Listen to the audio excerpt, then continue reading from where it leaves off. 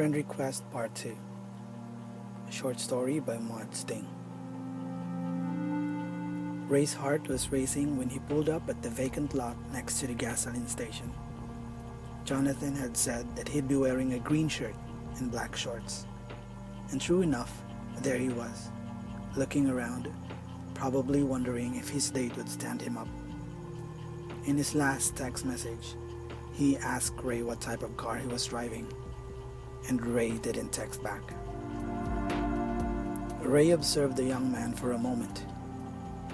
He's definitely taller than him, and he doesn't look too skinny in person. This is the typical young adult you'd see in the malls. Energetic, adventurous, bold. Ray received another message. "Are you almost here?" It read.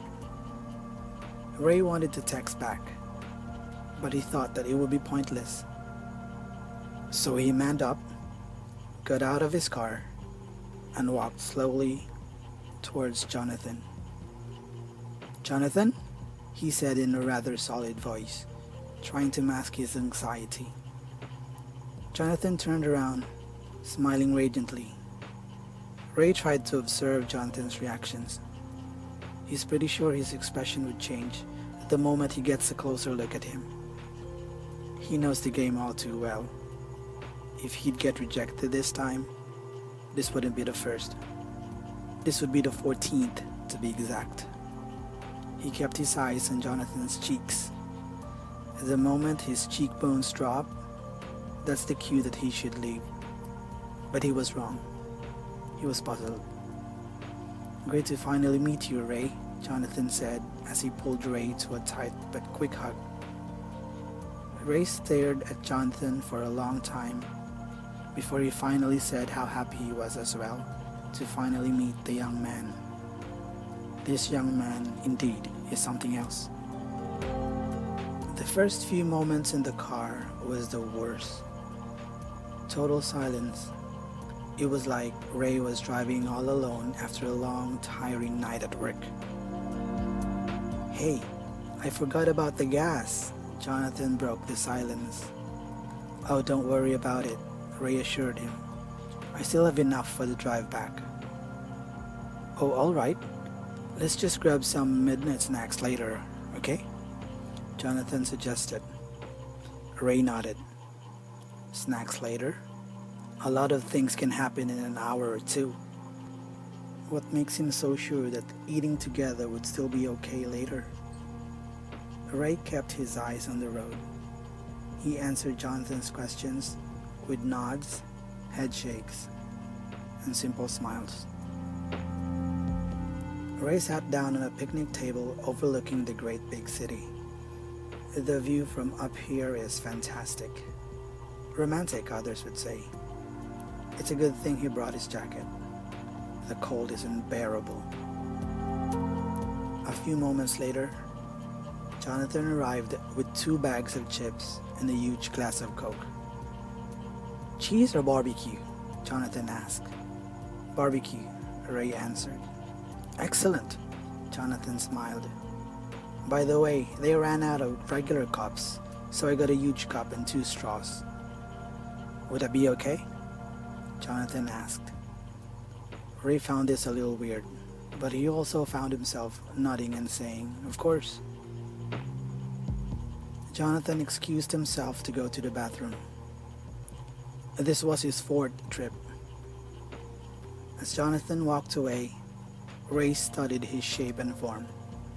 He's muscular and graceful, solid and smooth at the same time. Not bad at all. His looks are above average. He's actually pretty good looking. Ray imagined what this kid would look like at 23. He'd be a real stud. A real heartbreaker. He's still 18 and his appeal is already hard to ignore.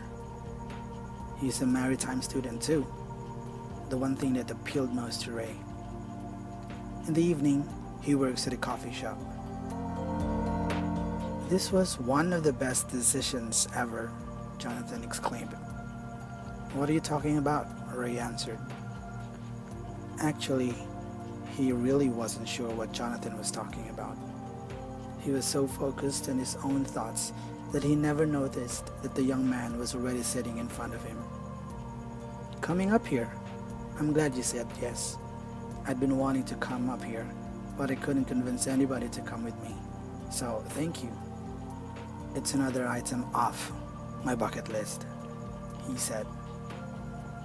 "This mountain resort is beautiful, all right, but coming here alone is never a problem," Ray thought.